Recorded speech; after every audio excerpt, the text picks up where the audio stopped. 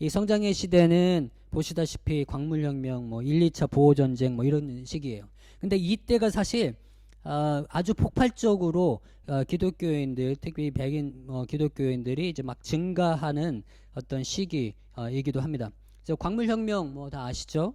그 다음에 1차, 2차 보호전쟁, 광물혁명은 뭐 킴벌리에서 다이아몬드, 그 다음에 그 밑바터스랜드에서는 그 금맥이 이제 나오면서 벌어지는 뭐 그 혁명을 얘기하고요.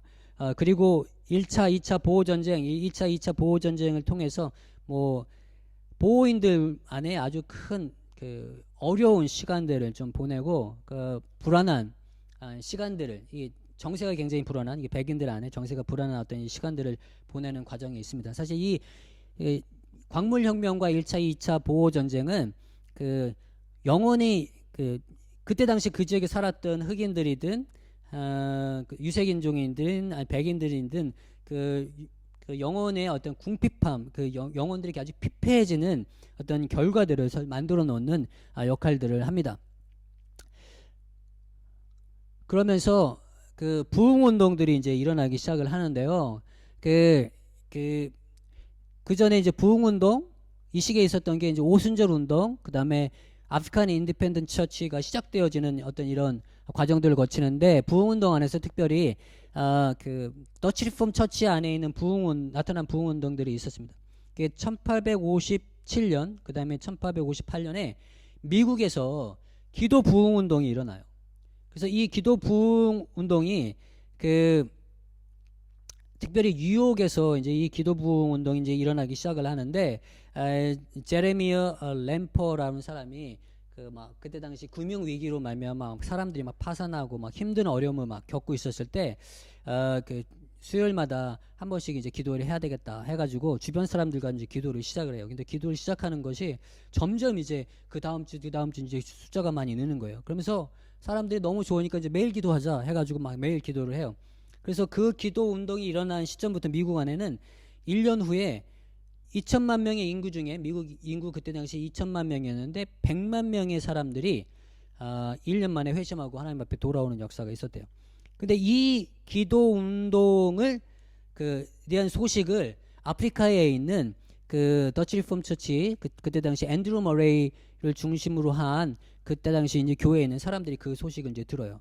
그리고 1860년도에 4월 18일에서 19일 부스터에서 여러 교단과 선교회가 모여서 연합으로 컨퍼런스를 가집니다. 그 주제가 이제 부흥이었어요.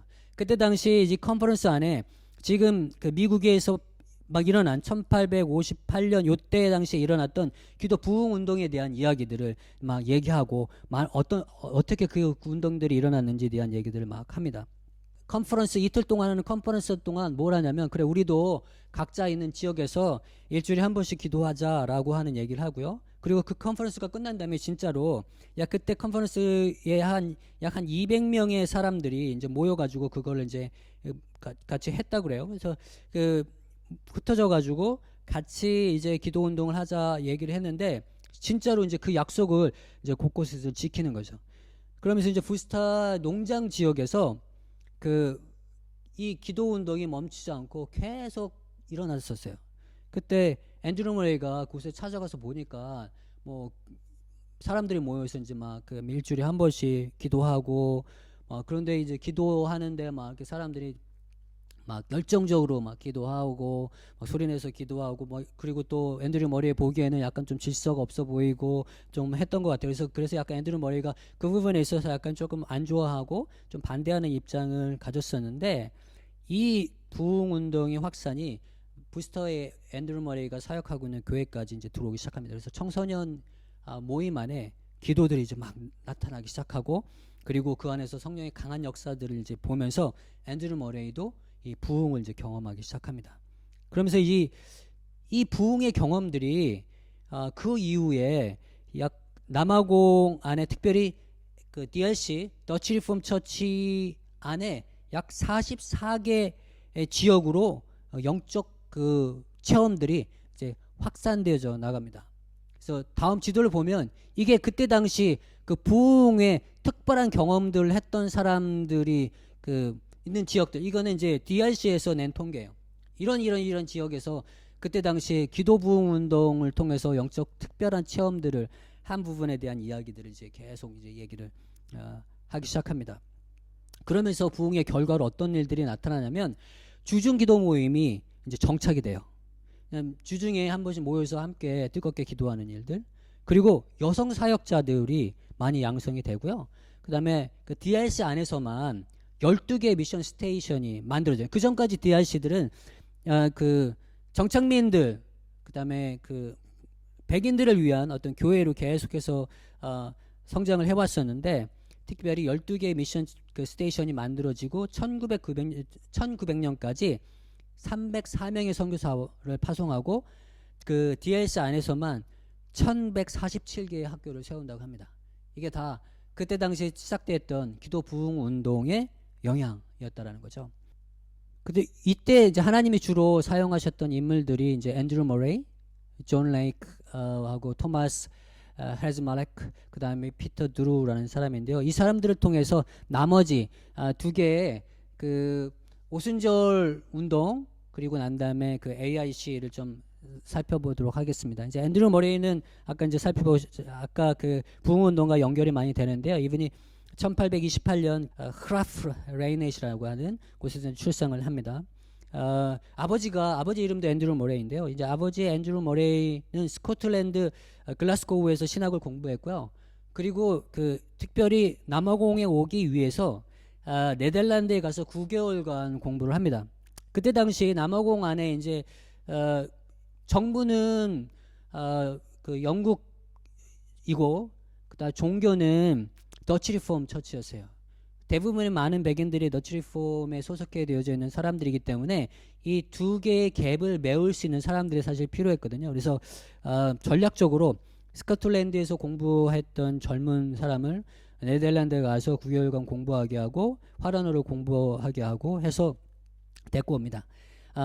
그래서 그 영국 시민 정부와 그다음 DRC 안에 있는 그 마찰을 줄이기 위해서 스코틀랜드에서 공부한 영국인, 그다음에 네덜란드 신학을 경험한 사람을 데리고 이제 사역을 본격적으로 시작하는 거죠.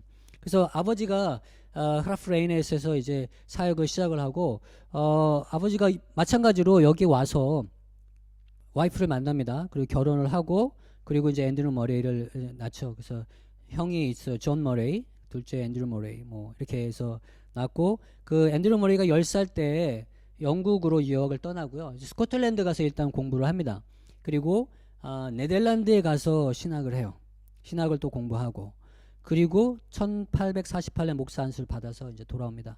이제 본격적으로 1849년부터 1852년까지 그 오렌지 식민지, 그때 당시 물루폰테인 뭐 위쪽에 있는 그 지역에서 돌아다니면서 이제 사역을 하는데 상당히 사역이 힘들고 많이 어려웠던 것 같아요. 그래서 몸이 많이 약해지고 힘들어서 그 웨스턴 케이프 부스터에서 사역하기 전에 잠깐 영국 가서 휴식을 좀 취하고 좀 몸을 좀 추스리고 하는 시간들을 좀 가졌었습니다.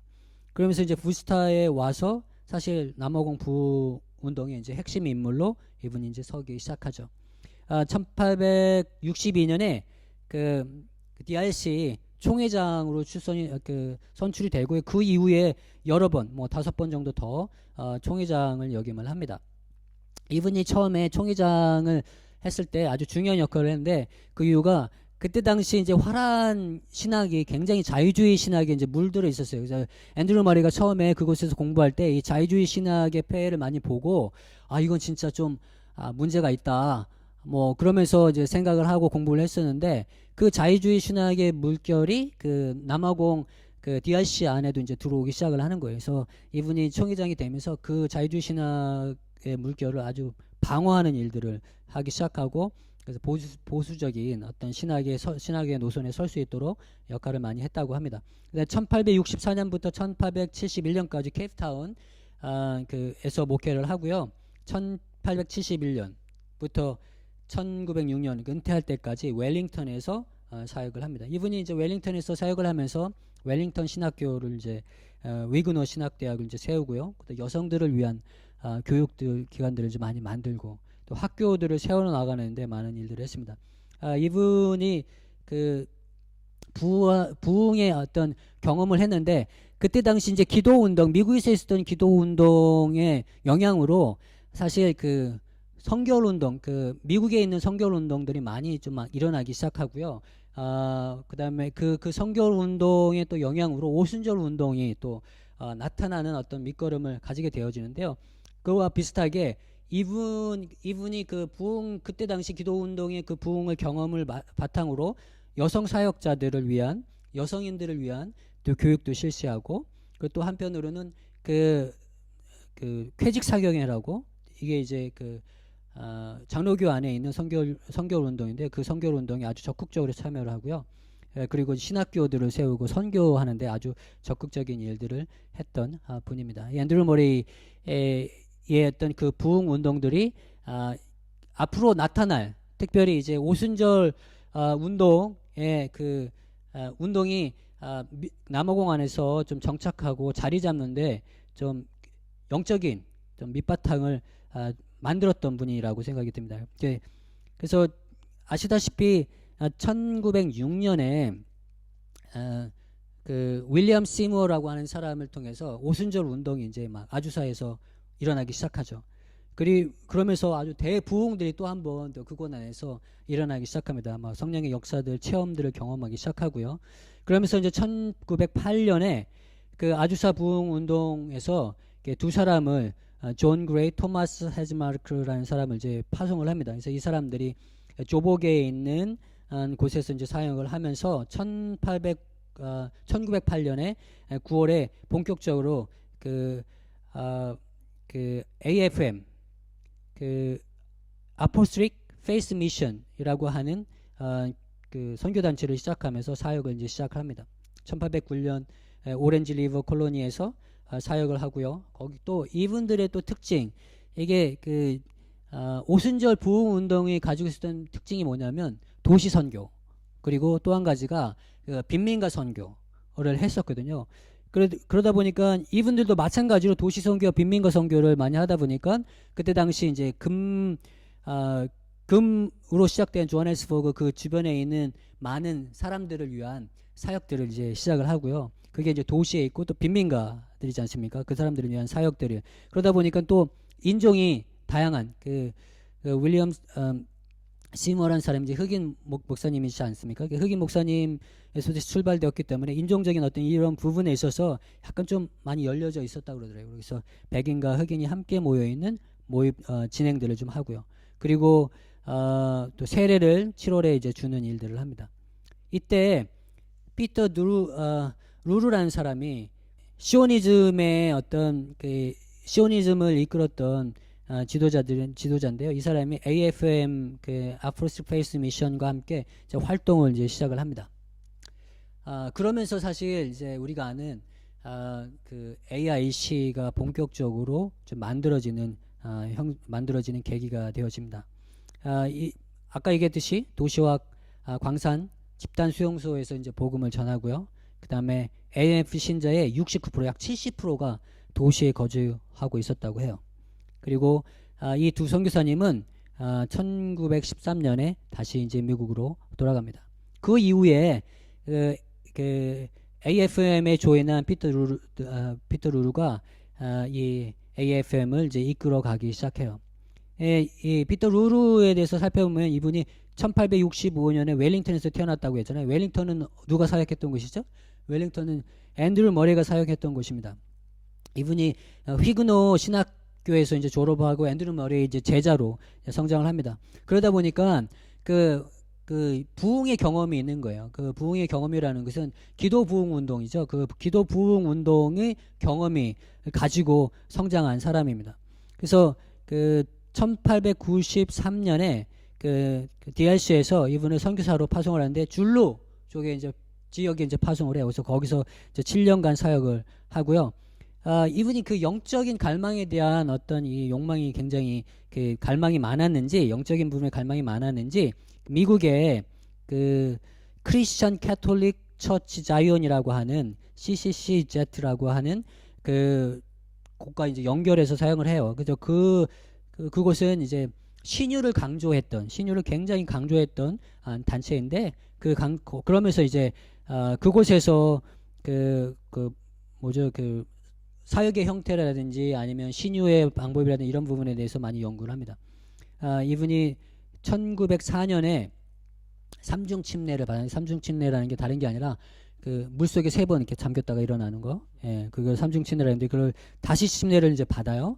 그리고 그 여기서 얘기하는 그 CCCZ라고 하는데 이제 장로가 이제 되어집니다. 그리고 1808년에 아까 얘기했던 그 오순절 선교사님들을 만나게 되고, 그리고 AFM에 본격적으로 가담하기 시작합니다.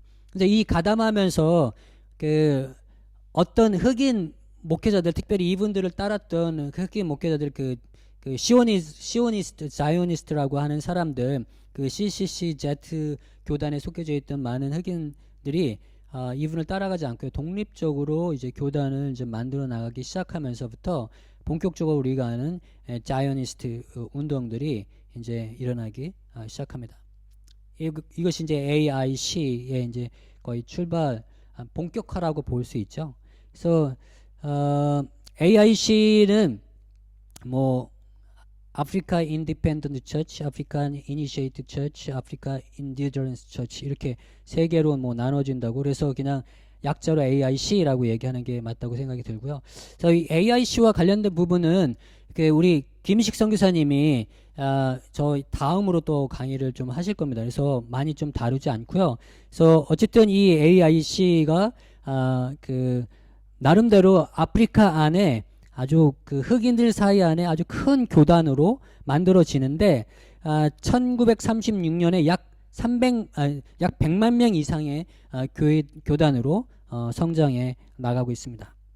이 AIC가 이렇게 분리되어지는 독립적으로 만들어지는 이제 요인은 정치적인 요인, 차별과 지배로부터의 독립, 그 다음에 문화적인 요인, 뭐냐면 아프리카스럽지 않은 거죠. 아프리카 문화에 대한 이해, 아프리카스럽지 않은 것, 그 다음에 이제 종교적인 요인은 어떤 신앙적인 갈망, 그때 당시 많은 사람들이 금광에서 일하고 다이아몬드 광선에서 일하고 피폐한 인생을 삶을 살고 가족과 떨어지고 어떤 이런 것 안에서 그 신앙에 대한 갈망들이 막 흑인들에 나타나면서 그것을 이제 채워주는, 그리고 절망에서부터 희망을 찾는 어떤 사회적인 요인들로 이것이 본격적으로 나타나는 것을 좀 볼 수가 있습니다.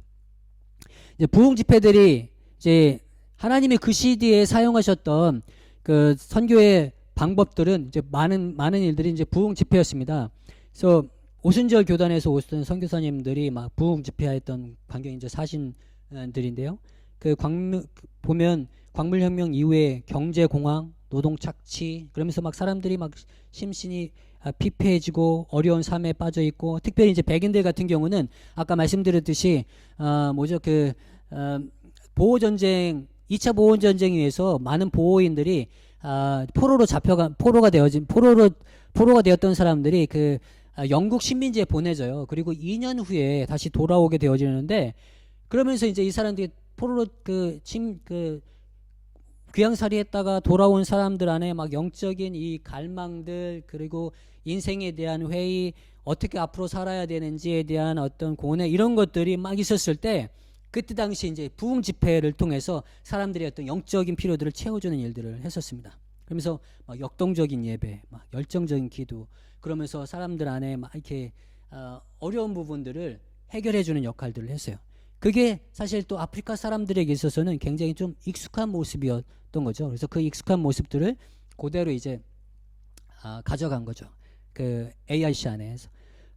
그래서 유럽 선교와 북미 선교의 차이점을 보면, 유럽 선교는 좀 문명화, 뭔가 교육하고 다른 사람을 개화하고 하는데 많이 치중을 했던 반면에 그 20세기 초반에 들어왔던 북미에서 선교들은 특별히 오순절 부흥운동의 영향을 받아서 들어왔던 오순절 그 선교는 그 종교적인 열정, 하나님 앞에 나아가서 갈망하고 그분이 우리의 그 내적인 어떤 부분의 그 필요들, 영적인 부분을 치료하고 채워주는 어떤 이런 부분에 더 많은 치중을 했다라는 거죠. 그러다 보니까 어떤 교육과 어떤 부흥 운동, 어떤 영적인 집회, 부흥 집회 뭐 이런 어떤 그다음에 미션 스테이션 이런 어떤 차이점들을 좀 이렇게 나타내고 있는 것을 좀 볼 수가 있습니다. 선교 정책기를 좀 살펴보도록 하겠습니다. 이 선교 정책기는 그 1차 대전, 2차 대전이 있었고 그 다음에 유니언 오브 사우스 아프리카, 그러니까 유니언 오브 사우스 아프리카 1910년에 세워지죠. 그리고 세계대전, 세계 1차 대전이 1914년부터 17년까지 이제 있습니다. 요 기간이 이제 세계에서 있었던 그리고 남아공에 있었던 어떤 역사적 환경이고요. 이 환경 안에 이게 세계대전이 일어나기 시작하고 그 다음에 이제 백인들만을 위한 국가들이 이제 만들어지면서 선교적인 차원에서는 선교가 위축되어지는 현상들이 나타납니다. 그러면서 어떻게 되냐면 AIC가 이제 고립되어지는 거죠.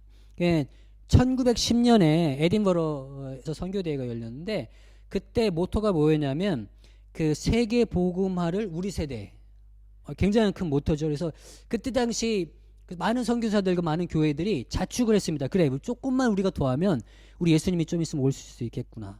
선교가 끝까지 가겠구나라고 하는 어떤 이런 상황하에 1914년에 빵 하고 세계 대전이 이제 터지기 시작합니다. 그러면서 많은 교회 안에 특별히 유럽 교회와 미국 교회는 많은 교회 안에 선교를 더 이상 할 수가 없는, 선교사를 보낼 수 없는 어떤, 그리고 재정적인 어려움 뭐 이런 것에 이제 빠져들기 시작을 하고요. 그리고 남아공 같은 경우는 아시는 것처럼 이 백인들만의 정권에 세워지면서 흑백의 분리, 흑인들을 차별하는 그 법안들, 정책들을 하나둘씩 이제 만들어가기 시작을 하고 있습니다. 그러면서 특별히 많은 어떤 선교 활동들이 나타나지는 않고 그 전에 해왔던 일들이 계속 이제 꾸준히 그냥 이루어지는 정도로 이제 발전을 하기 시작합니다. 시대가 넘어가면서 그 남아공 안에는 이제 아파르테이트가 본격적으로 이제 시작이 되죠. 본격적으로 시작이 되면서 이제 흑인은 더욱더 이제 고립되어지는 우리가 아는 이제 흑인 지도자들, 목회자들은 더욱더 이제 고립되어지는 상황 가운데 이제 가기 시작하고요. 그 안에서 AIC는 성장을 합니다. 뭐 후에 이제 제가 또 얘기를 하겠지만 이 토착화 작업이 사실 그 백인 선교사들이라든지 기존에 있었던 메인라인 처치와 그 다음에 그 선교 대상자들이었던 흑인들 안에 토착화 작업이 제대로 이루어지지 못했어요. 그러나 이제 이 토착화 작업이 스스로 이제 그 AIC 안에서 나타나면서 그 성장을 하게 된 케이스가 이제 AIC가 이제 성장을 하게 되어지는 거죠. 이제 이 그래프를 보면 1950년대에 메인라인 처치가 대부분을 차지했었거든요. 보시다시피 약 85%가 됐었고요. 약 12%만 그 아프리카 독립교회 신자였어요. 근데 1991년에 보면 거의 비슷비슷해져요. 근데 2007년 조사에 의하면 확 차이가 납니다. 87%가 아프리카 독립교회 신자고요. 13%가 메인라인 처치 신자인 것이 이제 나타나기 시작합니다. 이렇게 역전되어지는 현상들이 나타나는데 이게 바로 아프리카 독립교회가 성장해 나가는 것을 볼 수가 있어요. 이렇게 AIC가 성장했던 원인은 뭐냐면 아프리카다움인 거예요. 그 아프리카 종교 간에 좀 맞는 맞추어진 어떤 교회들이 이게 백인 교회의 그 메인라인 처치와 떨어지다 보니까 자체적인 어떤 제한이 없는 거죠. 누가 이렇게 제한을 걸지 않고 또 성경을 그 있는 그대로 받아들이고 해석하고 하다 보니까 자기 종교관에 맞도록 그 교회들이 이렇게 맞춰지는 일들이 이제 일어나고요. 그 다음에 이제 아프리카인의 권위의 구조 안에 그 사람들이 이제 신분 상승, 이 영적인 지도자가 되어줄 수 있는 기회가 교회를 통해서 그리고 그 목사라고 하는 그 직분을 통해서 이제 나타나고요. 또 세 번째는 교회 의식을 아프리카 전통 그 의식과 일치시키는 작업들, 과정들을 거치면서 부담이 이제 덜어지는 거죠. 그 전에 있어 선교사들은 뭐 이거 안 돼, 저거 안 돼, 저거 안 돼라고 했던 것들이 이제는 다 이제 허용되어지는 과정 안에서 많은 아프리카 사람들이 쉽게 접근할 수 있는 기회가 만들어지고요. 그리고 또 이 장점들 중에 하나가 뭐냐면 이게 친근한 돌봄 나눔, 이 AIC 안에 굉장히 자기 부족과 민족 그리고 같은 처지에 있는 사람들끼리 돌봄과 나눔들이 아주 활발하게 그곳에서 일어났던 것을 볼 수가 있습니다. 이게 이제 AIC의 어떤 성장의 요인이라고 이제 얘기를 합니다. 그리고 그때 당시에 있었던 흑인 신학들이 있습니다. 이게 이제 존 은비티라고 하는 사람, 이분이 이제 아프리카 종교와 철학이라고 하는 그 책을 썼었는데요. 굉장히 좋은 책입니다. 꼭 한번 읽어보셨으면 좋겠어요. 언제 한번 저희 이제 올해 저희가 카모임 첫 시작이 이 책을 북리뷰를 하면서 이제 시작을 했었는데요.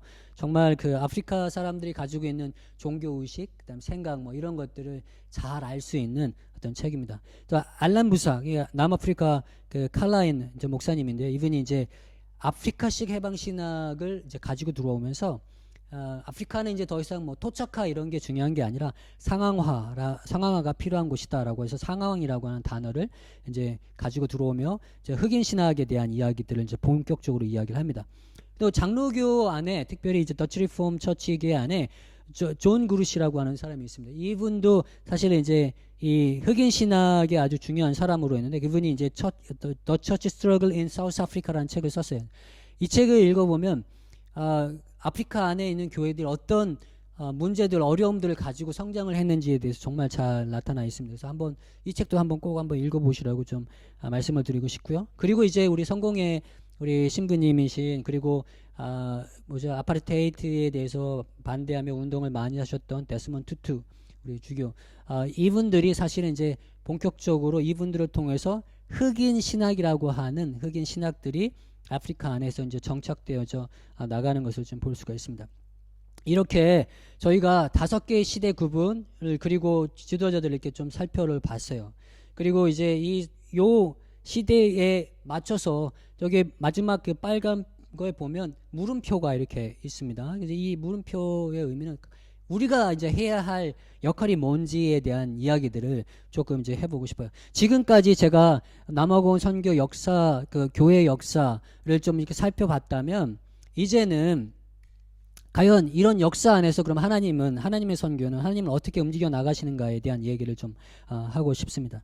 첫 번째 우리가 좀 살펴봐야 될 게 하나님이 사용하셨던 툴이죠. 첫 번째가 뭐예요? 선교 기지를 통한 선교였어요. 그 안에 이제 교육을 통한 선교가 이제 함께 동반되죠. 이게 그 좋은 점과 나쁜 점을 이렇게 같이 있는데요. 좋은 점을 보면 식민지 개척자들, 특별히 그 영토 확장을 통해서 쫓겨난 원주민들 아니면 은폐가나 그 시기 안에서 길을 잃은 피난민들 이런 사람들을 위해서 그 피난처를 제공해줬다는 거죠. 선교기지가 그때 당시에 정말 필요했던 이유는 이 하나님의 마음을 나눌 수 있는 장소로 선교사들이 사용을 했다는 거죠.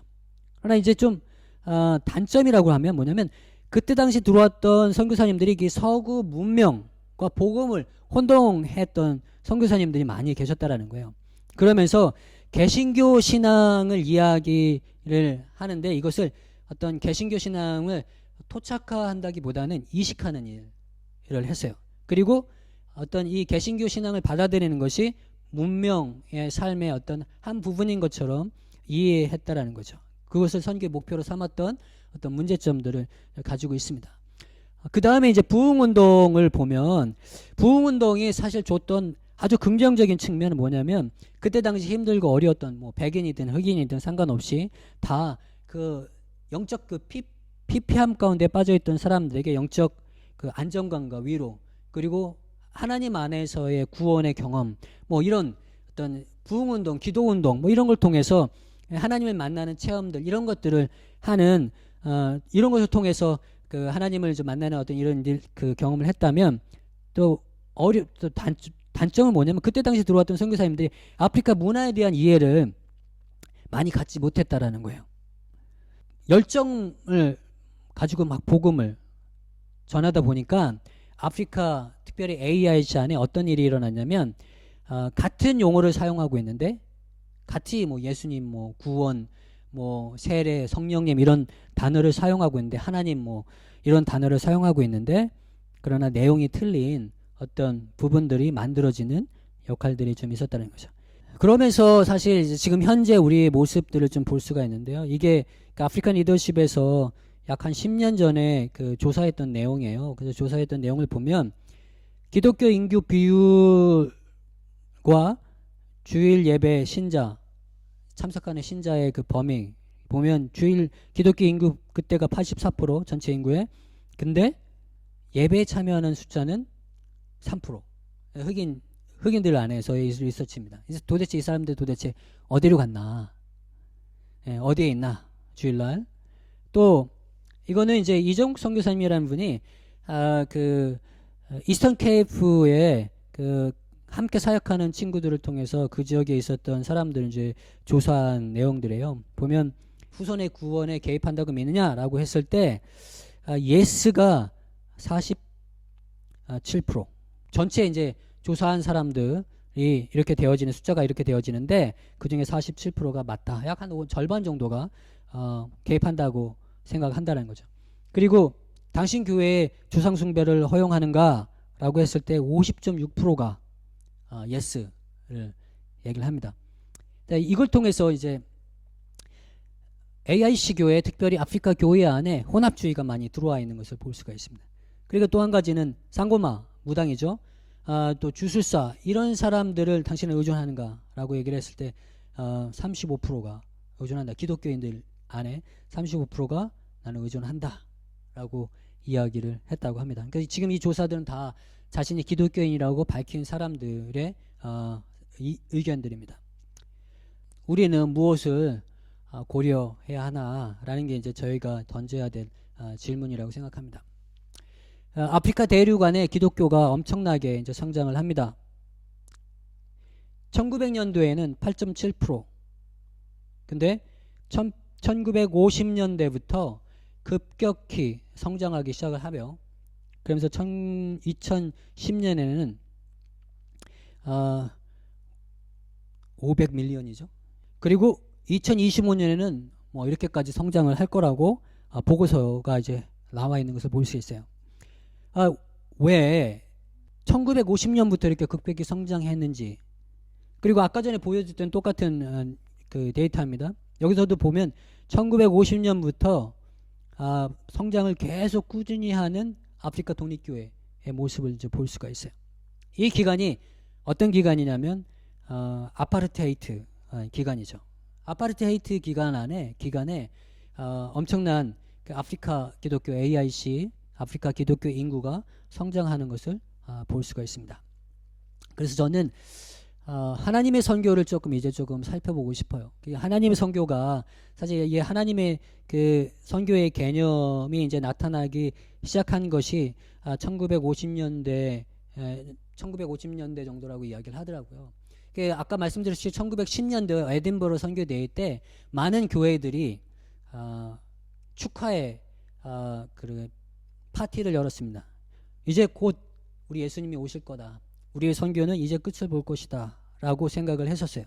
그러면서 세계대전이 1, 2차 세계대전이 일어나면서 유럽은 아주 큰 어려움에 빠지기 시작합니다. 그래서 그때 당시 유럽 교회를 표현하는 말이 크리스톤덤입니다. 뭐 크리스톤덤이라는 뜻은 뭐냐면 각 유럽 교회마다 그렇죠. 독일은 그 독일 교단, 루터론 교회, 네덜란드는 화란 그 교회, 영국은 성공회, 그렇죠? 이런 모든 교회들, 그 다음에 캐톨릭을 출발해서 모든 교회들이 다 교회를 중심으로 하는 크리스찬 공동체였다라는 거죠. 이 크리스찬 공동체가 1차 대전, 2차 대전이 다 어디서 일어나냐면 다 유럽에서 일어난 거예요. 이 크리스찬 공동체 안에서 일어난 겁니다. 그러면서 와, 도대체 이게 뭐냐? 진짜 우리가 제대로 우리가 지금 크리스찬으로 살고 있느냐라고 하는 반성들이 나타나기 시작하고요. 그리고 이 유럽 교회에서 더 이상 이제 선교를 할 수가 없는 거예요. 그 전에는 많은 재정, 특별히 뭐 식민지 개척하고 또 그 산업혁명에서 만들어진 재정 이런 것들로 선교사를 파송하고 선교를 보내고 했던 일들을 했었었는데 이제 그게 더 이상 할 수 없는 어떤 상황 가운데 모입되어지면서 도대체 이제 교회는 무엇인가에 대한 어떤 의문들을 이제 갖기 시작합니다. 그때 당시 사람들이 그 얘기를 해서 그때 당시 그 현상들을 이제 서구 크리스천dom의 붕괴라고 이제 이야기를 하기 시작하면서 미시오 데이라고 하는 선교 개념, 하나님의 선교라고 하는 개념들이 이제 서서히 이제 만들어지기 시작합니다. 이 뭐 하나님의 선교, 이 미시오 데이는 뭐 설명하려면 굉장히 또 많이 할 수 있겠지만 그러나 이제 좀 간단히 간추리면 뭐 이런 거예요. 그러니까 뭐 하나님이 선교의 주체이시다. 그리고 하나님이 선교의 주체이기 때문에 하나님이 하나님의 일을 지금 하고 계시고 교회는 그 하나님이 하고 계신 그 현장에 함께 참여하는 동반자이다 라고 얘기하면서 그럼 교회가 해야 될 일은 뭐냐면 어떤 그 교회가 선교사를 보낸다고 했을 때는 교회가 선교사를 뽑고 재정을 보내서 선교사를 파송한다는 어떤 개념 안에서 교회가 선교의 어떤 주체가 되어지는데 이 하나님의 선교의 개념 안에서는 하나님이 선교의 주체가 되어지고 그리고 교회는 하나님의 선교 현장에 있는 것. 그러다 보니까 그러면 우리 현장 안에서 우리는 어떤 일을 해야 되는가. 그리고 하나님이 우리를 그 선교사를 우리를 부르셨다. 우리 그 현장 안에 우리를 부르셨다라고 하는 이제 개념들이 이제 만들어지기 시작하는 거죠. 그러면서 지역적 선교 개념을 넘어서 그렇죠. 그 전까지 약간 지역적 선교 개념들이 개념으로 이렇게 선교가 진행되어졌다면 이제 지역적 선교 개념이 이제 넘어가고요. 그 다음에 그 선교의 어떤 주체가 이제 전환이 일어납니다. 그 선교의 주체가 교회, 내가 아니라 하나님이 되어지는 거죠. 그래서 뭐 사실 이 부분부터는 뭐 저의 생각이 괜히 많이 있는 것이라서 뭐 받아들이실 수 뭐 그냥 참고하시라고 이제 말씀을 드리는 겁니다. 그 교회의 주체가 나일 때 선교 대상자의 눈에 보이는 필요에, 그러니까 우리가 선교하고 있는 사람들의 필요에 이제 초점을 맞추게 되고요. 또 선교의 주체가 또 나일 때 내가 성과를 어떻게 냈나, 교회가 성과를 어떻게 냈나의 성과에 어떤 집중을 좀 하게 되어지고요. 그리고 선교의 주체가 나일 때는 내가 가지고 있는 재정의 능력이 얼마나 있느냐에 따라서 선교의 형태가 결정되어질 때가 많이 있죠. 그러나 이제 선교의 주체가 하나님일 때는 거대 시각으로 하나님의 움직임에 이제 초점을 맞추기 시작하는 거죠. 하나님을 이제 보는 거죠. 그리고 선교의 주체가 하나님일 때는 하나님의 마음이 어디에 있느냐가 이제 선교를 해나가는 데 있어서 중요한 역할을 차지하고 또 선교의 주체가 하나님일 때는 하나님이 계신 상황에 집중하게 되어진다는 거죠. 이게 이제 하나님 선교가 결국은 무엇을 얘기하기 시작하냐면 상황화, 기독교 상황화에 대한 이야기들을 선교의 상황화에 대한 얘기를 합니다. 그래서 선교를 바라보는 렌즈 그 관점이 세 가지가 선교 역사상 있었다고 그래요. 첫 번째는 뭐냐면 무비판적인 단계, 복제 단계. 우리가 얘기했던 초기에 들어왔던 유럽 선교사님들이 선교 기지를 통해서 또 교육을 통해서 선교했을 때 많이 했던 그런 단계들이죠.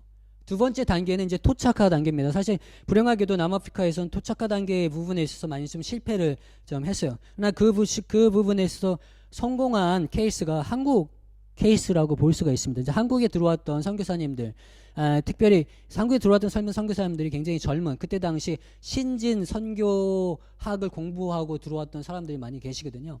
이런 분들이 이제 그 3자 정책, 네비우스 3자 정책, 이런 어떤 그 3자 정책의 영향을 받아서 교회가 토착화되어지는 일에 많은 연구를 하고 또 노력을 했다고 합니다. 그래서 한국에 들어왔던 선교사님들이 이 토착화 작업을 잘 거치는 과정을 통해서 사실 한국 교회가 성장을 하게 되어지는데요. 이 토착화 작업을 통해서 이제 교회가 성장하고 또 우리가 선교사를 또 파송하고 하면서 이제 한국 교회가 아프리카 선교로 오게 되어지고 그러나 이제 아프리카 안에서는 이 토착화 작업이 제대로 조금 이루어지지 않은 모습들이 있습니다. 1957년 조사를 해본 그때 당시 은퇴했던 선교사님들 대상으로 조사를 해보니까요, 약 83%가 문화에 대한 기초 훈련, 문화가 무엇인지 전혀 훈련받지 못하고 선교지에 나갔던 사람들이라고 이야기를 하고 있습니다. 그러면서 세 번째 눈이 뭐냐면 상황화, 문화화 단계라고 얘기를 하는데 이것이 말씀드렸던 1950년 이후에 개신교 선교에 보면 1800년부터 1950년까지는 비상황화 시대, 선교의 시대였다라고 이제 이야기를 하면서 얘기를 하죠. 이제 선교를 바라보는 세 가지 렌즈를 근데 지금 현재 우리 상황화, 이 문화화를 어떻게 지금 우리가 있는 현장 안에 우리 선교지 안에 있는 사람들 안에 어떻게 우리가 복음을 그것들이 가지고 있는 문화 안에서 어떻게 우리가 잘 전달하고 복음이 얘기하고 있는 진정한 의미를 어떻게 우리가 잘 나눌까에 대한 얘기들을 해야 된다라는 거죠. 그러면서 이제 우리 위치를 우리가 조금 객관적으로 한번 살펴봐야 되는데 첫 번째 제가 이 카모임이라든지 공부를 하면서 느꼈던 거는 내가 비서구 선교사였다라는 것을 최근에 조금 깨달았어요. 그 전에 너무 저희 한국에 있는 신학 교육들이 대부분 서구 신학, 특별히 미국 신학에 거의 그대로 이제 카피되어서 들어오다 보니까 너무 자연스럽게 나도 마치 내가 서구 선교사랑 똑같은 사람처럼 생각하고 이 사람들을 이제 바라봤다는 거죠. 이 비서구 선교사다라는 개념은 나나 지금 내가 선교를 하고 있는 이 사람들, 선교 대상자나 똑같다라는 거예요. 다를 게 없다라는 거죠. 이분들도 복음을 받아들인 사람들, 서구에서 복음을 받아들인 사람들이고 나도 복음을 받아들인 사람들이라는 거죠. 두 번째는 나름대로 그래도 우리 한국 선교사님들은 토착화가 성공한 교회 안에서 자라왔다라는 거예요. 세 번째는 뭐냐면 우리 한국 교회에 지금 자라왔던 선교사님들이 어떤 성장주의 영향 안에서 자랐다라는 거죠. 미국의 그 성장주의, 특별히 교회가 성장하고 질적으로 막 성장해가고 교회가 부흥하고 하는 이런 여러 가지 시각들이 교회가 커지는, 그래서 그것을 너무 자연스럽게 우리 선교 지역 안에서 선교지 안에서 그것을 추구하게 되어지고 그걸 그 시각으로 바라보게 되어지는 그런 모습들. 그리고 네 번째는 교회에서 파송된 선교사라는 거죠. 이것은 이제 파송의 주체가 어디 있냐라는 인식의 전환이 때로는 이루어지지 않은 상태에서 우리가 지금 남아공이라고 하는 선교 지역에 와 있는 사람들. 다시 한번 우리 이 슬라이드를, 질문이 이거였습니다. 그렇죠? 하나님 선교와 나의 선교는 얼마나 일치하는가. 이 그래프를 통해서 남아공 역사를 제가 좀 살펴보면서 얘기했던 것, 특별히 하나님은 남아공의 선교 역사 안에 인종의 문제, 그다음 문화 이해 부족의 문제, 토착화에 실패한 그 남아공 기독교 교회의 우리를 이제 그럼에도 불구하고 하나님은 거기에 일하고 계셨다라는 겁니다. 그게 이제 나타났던 것이 AIC의 성장이라는 것을 통해서 나타났는데, 비록 기복적이고 때로는 구약 율법적이고 그다음에 혼합주의적인 어떤 성격을 가지고 있지만, 그러나 그것은 하나님의 어떤 선교 역사, 하나님의 일하시는 하나의 방향성 중에 하나였다는 거죠. 아프리카 흑인 신학을 통해서 사실은 아프리카 안에 상황화라고 하는 관점을 만들어주는, 물론 이제 에쿠메니카라는 어떤 경향을 갖게 만들어주는 어떤 부분도 있었지만, 그러나 상황화라고 하는 관점으로 선교를 바라볼 수 있도록, 교회를 바라볼 수 있도록 도움이 되었다라는 것이 좀 있고요. 그러면서 이제 저는 얘기하고 싶은 게 나의 선교와 하나님의 선교를 어떻게 우리가 일치시켜야 되는가에 대한 부분에 있어서 이제 몇 가지 제안을 하고 좀 맞추려고 합니다. 일단 하나님 선교와 나의 선교의 일치를 위한 몇 가지 제안을 보면요. 첫 번째, 선교 역사의 흐름 안에 하나님의 움직임을 파악하자. 역사적 흐름 안에서 우리가 하나님이 어디로 가고 있는지에 대한 부분을 파악해야 된다는 거죠. 왜냐하면 선교가 하나님의 활동이라는 거예요. 하나님이 움직여 나가시는 일이라는 거죠. 두 번째는 현장 안에서 어떻게 하나님이 움직이고 계신 걸 파악해야 되는데, 그 현장 안에서 하나님을 어떻게 움직여 나가시는지에 대한 파악은 리서치를 통해서 우리가 좀 파악을 해야 된다는 거죠. 지금 현재 우리가 만나는 사람들이 어떤 종교적 관점을 가지고 있는지, 아니면 어떤 어려움을 가지고 있는지, 어떤 필요가 있는지에 대한 어떤 내용들을 우리가 좀 파악을 하고 그 파악이 결국은 하나님이 어떻게 우리 현장 안에 어떻게 움직이고 있는지에 대한 부분을 보여준다고 생각합니다. 그래서 세 번째는 현지인들이 사역의 대상자가 아니라 동역자라는 거죠. 나도 똑같이 제3세계에서 왔고 이분들도 똑같이 제3세계의 사람들. 그렇기 때문에 우리가 어떻게 동반자로 그리고 동역자로 어떻게 설 것인가에 대한 부분을 우리가 연구하고 만들어가고 좀 찾아가는 과정들을 거쳐야 되고, 네 번째로는 현지 문화와 정치 경제 상황을 연구하면서 복음이 지금 현재 있는 남아공 상황을 어떻게 변혁시킬 것인가에 대한 연구, 그리고 그거에 대한 고민들을 계속 우리 안에서 일어나야 한다라는 거죠. 다섯 번째는 세계 선교의 움직임을 좀 우리가 좀 살펴봐야 되는데, 그 랄프 윈터 박사님이 개신교 선교 시대를 이제 세 가지로 이제 규정을 해요. 첫 번째는 해안선 시대, 해안선에 이렇게 많이 이제 들어가서 사역을 하기 시작했다라고 얘기를 하고, 두 번째 시기는 허디슨 테일러를 얘기를 하면서 내륙으로 들어간다는 걸 얘기해서 선교 내륙 시대라고 얘기를 하기도 하고요. 그 다음에 이제 세 번째가 이제 인종적 집단 세대라. 이거는 이제 맥가브란의 이론을 이제 이분이 얘기하면서 이 맥가브란 이론을 얘기하면서 인종적 집단으로 우리가 접근하는, 이건 좀 문화적 접근 방법이라고 저는 개인적으로 이해합니다. 그래서 지역적 접근 방법, 그 다음에 문화적 접근 방법, 그러면서 이제 사실 이 부분이 뭘 얘기하면 토착화에 대한 이야기들을 이제 많이 하기 시작하죠. 그러면서 최근에 이제 선교 운동이 어떻게 많이 일어나냐면 그 414 윈도우 세대 간 선교, 특별히 4살부터 14살에 있는 아이들에게 우리의 선교에 초점을 맞춰야 된다. 이거는 상황화하고도 굉장히 밀접한 관련이 있다고 생각이 듭니다. 그래서 상황화라고 하는 개념 자체가 선교가 어떤 지역으로 가는 것이 아니라 내가 있는 지역 안에서 내가 어떻게 우리 하나님의 복음으로 이 상황을 변화시킬 거에 대한 어떤 중심이 주어져 있다면 이 414 윈도우도 비슷하다고 생각이 듭니다. 지금 있는 우리가 있는 지역 안에 어린아이들 세대를 어떻게 우리가 섬길 것인가. 그래서 세계 선교가 어떤 세대 간 선교의 관심으로 움직여 나가는 것. 그래서 가정을 위한 사역들, 특별히 저희가 아프리카 남아공 우리 역사, 특별히 인종차별 정책과 광물혁명 이런 걸 통해서 현재 지금 있는 사회가 어떻게 바뀌었는지에 대한 것을 보면서 가족 간의 문제, 폭력의 문제, 이런 우리가 안고 있는 그 문제들을 사실 세대 간 선교로 풀 수 있는 어떤 열쇠들을 가지고 있지 않나. 그래서 이 5가지를 우리가 좀 주의 깊게 살피고 그 안에서 하나님의 선교와 나의 선교를 일치해 나가는 과정들을 거쳐야 되지 않나라는 생각을 하면서 좀 제안을 하면서 좀 맞추려고 합니다.